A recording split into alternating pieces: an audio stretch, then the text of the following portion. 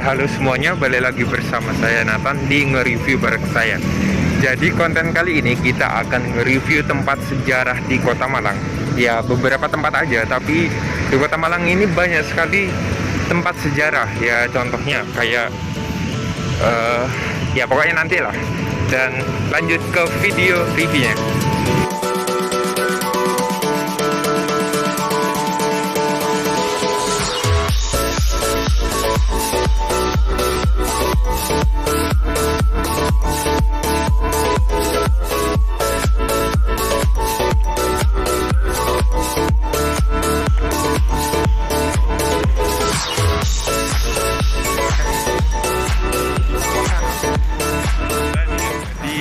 Tempat selanjutnya yaitu di Gereja Hati Kudus Yesus atau yang lebih dikenal dengan Gereja Kayu Tangan. Jadi gereja ini dibangun pada 1905 oleh arsitek Belanda yang bernama Marianus J. Holswit.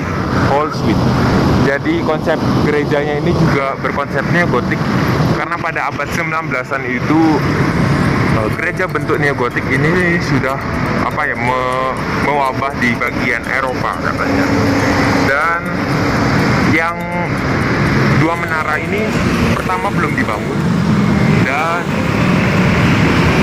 ya dibangunnya itu pada 1930 pada masa Monsignor Clemens van der Pas of Graaf. Arsiteknya yaitu Insinyur Albert Groenberg. Ya, menara itu sempat dua kali runtuh. Yang pertama pada 10 Februari 1957 karena salib yang di ujung itu jatuh dan ya menimpa atap gereja saat waktu misa. Dan yang kedua karena atapnya itu ditabrak oleh pesawat TNI. Di pintu masuk gereja juga terdapat kayak batu marmer ditulis itu dalam bahasa Belanda. Ya, nanti tak tunjukin fotonya. Dan kita lanjut ke tempat selanjutnya.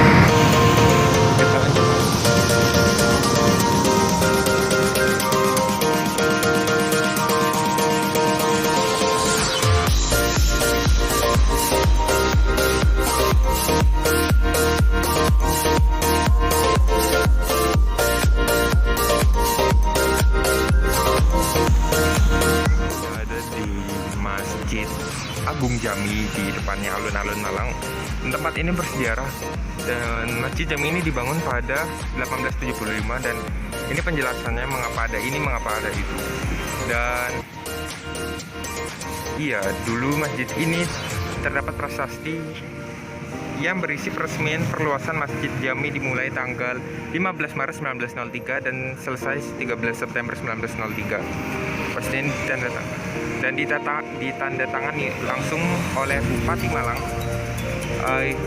dengan gelar Raden Adipati Aryo Suryo Hadiningrat, Rider der Officer Orange Nassau, yang menjabat sekitar tahun ini.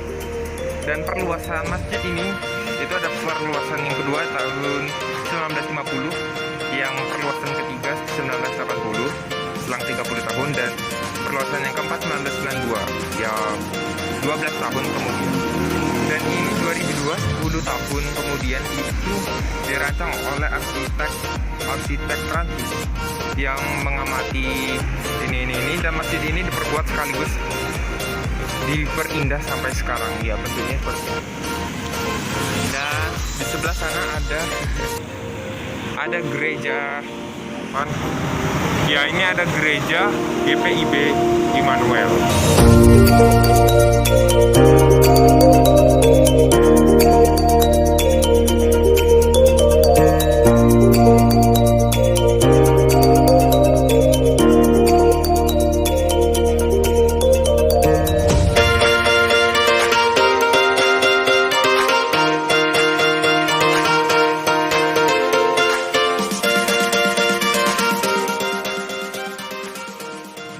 Sekarang kita udah ada di Jalan Ijen. Ya,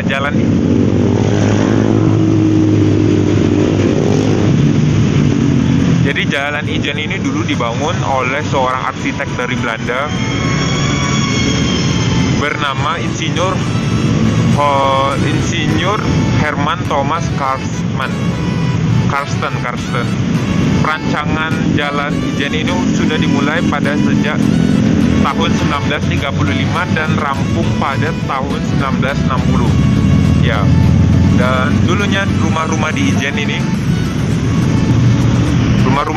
ini dulu ditempati oleh para bangsawan Belanda yang sampai sekarang arsitek rumahnya juga masih berbentuk Belanda, tapi sekarang sudah ada beberapa yang dirombak menjadi rumah-rumah. Kita tunjukkan beberapa bagian di Jalan Ijen yang menurut saya itu adalah titik pusatnya atau titik sumber perhatiannya selain jalannya yang rapuh.